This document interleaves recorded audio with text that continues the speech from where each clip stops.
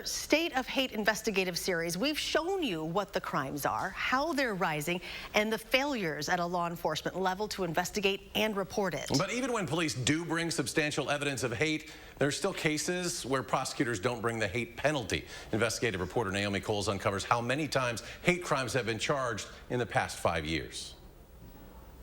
Well, it's on prosecutors to make sure that cases are being charged appropriately. Prosecutors say the bar for proving bias beyond a reasonable doubt is a high one.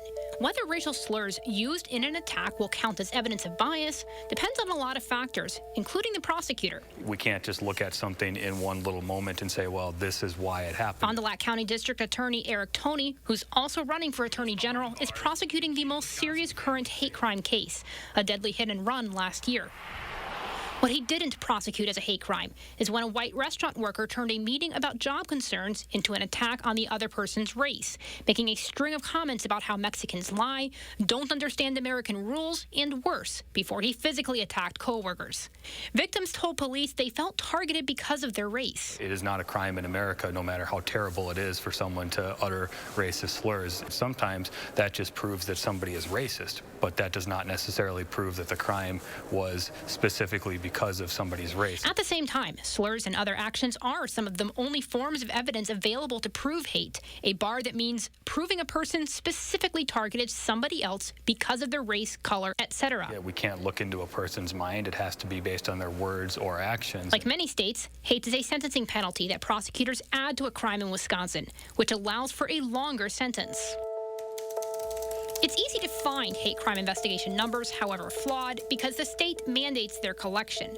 What we found isn't tracked is the prosecutions and convictions. So we reviewed 5 years of cases in Wisconsin that used the hate crime penalty. We found just shy of half of all 72 counties never used a hate crime penalty from 2016 to 2020. It doesn't mean that there were no hate crimes. There are a lot of reasons that you might see cases not charged. So it may be that a prosecutor believes that a hate crime was committed, but they don't believe that they have the evidence to ask for that enhancement. In total, prosecutors use it at least initially in 141 different cases.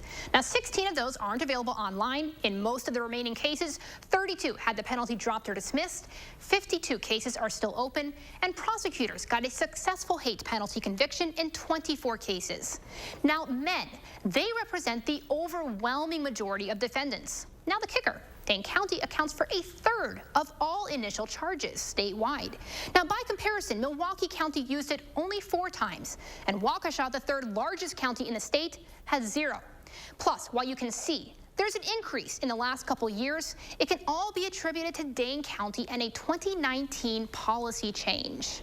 We felt that it was important for us to make a statement to the community. Legally speaking, the shift was a simple one. We were seeing an uptick in hate indicators, slurs, that sort of thing within the police reports. District Attorney Ishmael Ozan's change meant Dane County would emphasize what's already in the law, bringing a hate crime penalty for crimes not just wholly motivated by hate, but also partially. If we as prosecutors look at that wording in part or in whole and lean more towards the in whole, then obviously we wouldn't be applying the hate crime enhancer as often. The policy change has made them by far the most aggressive county in the state for prosecuting hate. When there is that evidence, I think it's critical that those cases are charged. Potentially setting an example that experts say is part of the solution. Hate crimes are message crimes.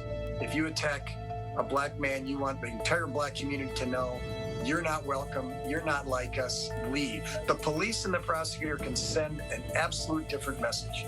If they stand up and they say, we are prosecuting this as a hate crime, the message that is sent is, you are welcome, you are our brothers and sisters, we will protect you, you make us better.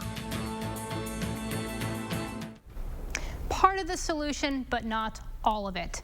As we close out this State of Hate investigative series, we're sitting down with advocates and community members to figure out the roots of the problem and the solutions. All that is going to be tomorrow at 6 o'clock. Thanks, Neil.